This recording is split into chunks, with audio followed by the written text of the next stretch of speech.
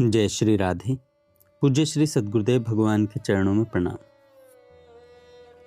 पूज्य श्री प्रेमानंद जी महाराज कहते हैं, निरंतर नाम जप में सहायक बातें और गहराई मापने के 10 सूत्र। अक्सर हम बाहरी अनुष्ठानों में तो सफल हो जाते हैं, किंतु उन सूक्ष्म सावधानियों को भूल जाते हैं जो हमारी आध्यात्मिक प्रगति के लिए प्राण तत्व के समान हैं। पवित्रता का त्रिकोण, शरीर, मन और स्वभाव। उपासना के मार्ग पर पवित्रता केवल शारीरिक स्वच्छता तक सीमित नहीं है। साधक के लिए पवित्रता के 3 स्तर अनिवार्य हैं। पहला, शरीर की पवित्रता।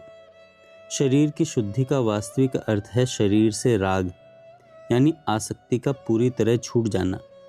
जब तक देह के प्रति मैं और मेरा का भाव प्रबल है, वह अपवित्रता सेवा में सबसे बड़ी बाधा बनी रहती है।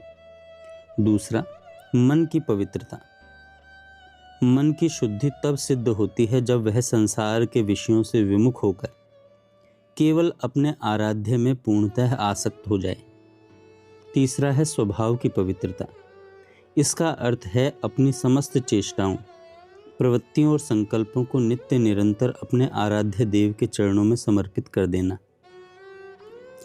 ये तीनों स्तर शुद्ध होते हैं, तभी साधक को अपने वास्तविक आत्म स्वरूप का बोध होता है, जिससे वह प्रभु की वास्तविक सेवा का अधिकारी बनता है। बैठने की कला, सीधी रीढ़ का विज्ञान। भजन में बैठने की मुद्रा कोई साधारण शारीरिक नियम नहीं है, बल्कि एक गहरा आध्यात्मिक विज्ञान है। साधक को अपना मेरुदंड यानी रीढ़ की हड्डी सदैव सीधा रखना चाहिए। जब रीढ़ झुकती है तो शरीर में प्रमाद आलस्य का संचार होता है, जो ध्यान को भंग कर नींद की ओर ले जाता है। इसके विपरीत सीधी रीढ़ सुषुम्ना नाड़ी के द्वार खोलती है, जो साधक बिना हिले डुले लगातार 3 घंटे एक आसन पर बैठ सकता है। उसके भीतर वह आध्यात्मिक ऊर्जा पुष्ट होती है जो अलौकिक चिदानंद का अनुभव कराती है। आसन का विशेष ध्यान। साधना की ऊर्जा अत्यंत सूक्ष्म होती है, जिसे संचित करने के लिए पवित्र स्थान का चयन आवश्यक है। स्थान की गरिमा यानी भजन की जगह तीर्थ के समान होना चाहिए। वहाँ सांसारिक हंसी मजाक, प्रपंच या व्यर्थ की चर्चाएं वर्जित होनी चाहिए। एक मर्म स्पर्शी प्रसंग है जिसमें एक महापुरुष एक बार लोहे के दरवाजे की जोर से हुई आवाज पर व्याकुल हो उठे थे, क्योंकि उन्हें यह भाव था कि इससे श्री जी राधा रानी के शयन में बाधा पड़ेगी। यह केवल भाव नहीं, बल्कि सेवा की वह पराकाष्ठा है जहाँ स्थान की हर वस्तु प्रभु की उपस्थिति से जीवंत हो उठती है। आसन और पात्रों का सूक्ष्म विज्ञान। साधक को अपना आसन, बिस्तर और भोजन के पात्र अलग रखने चाहिए। रजोगुणी या तमोगुणी व्यक्तियों के संसर्ग वाले पात्रों का उपयोग करने से बुद्धि प्रभु से विमुख हो सकती है।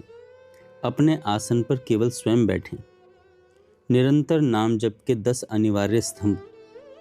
अपने आराध्य के प्रति गाढ़ भाव प्राप्त करने के लिए इन 10 सूत्रों को अपनी साधना की कसौटी बनाएं। पहला, सम्मान। अपने आराध्य और गुरु के समकक्ष किसी को न रखना। हृदय के सिंहासन पर केवल इष्ट का एकाधिकार हो। दूसरा, बहुमान। गुरु द्वारा दिए गए नाम और मंत्र को संसार की सर्वश्रेष्ठ संपत्ति मानना चाहिए। इसे गुरु का वास्तविक प्रसाद मानना चाहिए जो उन्होंने जीवन भर जप कर सिद्ध किया है। तीसरा, प्रीति। नाम जप में ऐसी रुचि कि समय का भान न रहे।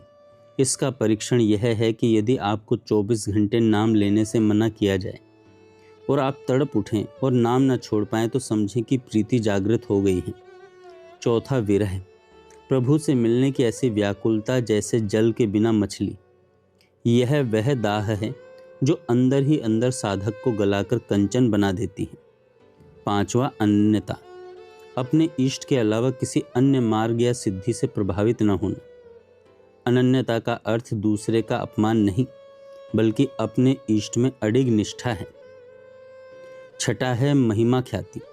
अपनी वाणी से केवल गुरु और इष्ट की महिमा का गान करना। संसार की किसी भी अन्य विभूति की महिमा आपके हृदय पर प्रभाव न डाल सके। सातवां, तदर्थ प्राण धारणा।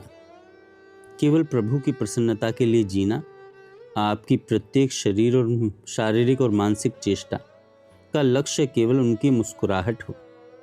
8वां तद अनन्यता, इस संपूर्ण सृष्टि में केवल गुरु और इष्ट को ही अपना मानना, मेरा शब्द केवल उनके लिए आरक्षित हो। 9वां सर्वत्र तद भाव, कण कण में जड़ चेतन में अपने आराध्य का दर्शन करना, राधा कृष्णमयम जगत की अनुभूति करना। और 10वां है अप्रतिकूलता, जीवन की हर परिस्थिति, सुख दुख, मान या अपमान को प्रभु का मंगलमय विधान मानना। यह अटूट विश्वास रखना कि कोई भी कर्म या प्रारब्ध मुझे मेरे मालिक की अनुमति के बिना दंडित नहीं कर सकता। राधा नाम की महिमा, नाम से रूप तक का सफर। अक्सर साधक भ्रमित रहते हैं कि पहले रूप का ध्यान करें या नाम का।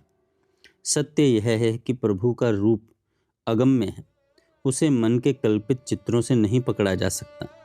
नाम और मंत्र में ही वह सामर्थ्य है जो हृदय में प्रभु के रूप को स्वतः प्रकाशित कर देता है। अतः नाम की शरण लें, रूप उसके पीछे पीछे स्वयं खिंचा चला आएगा। मोक्ष से भी बड़ा है प्रेम रस।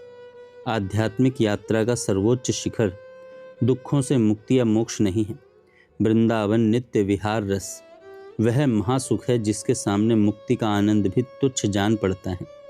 यदि आप इन 10 सूत्रों को जीवन में उतारते हैं तो प्रतिकूलताएं भी प्रभु का वरदान बन जाएंगी। जय श्री राधे।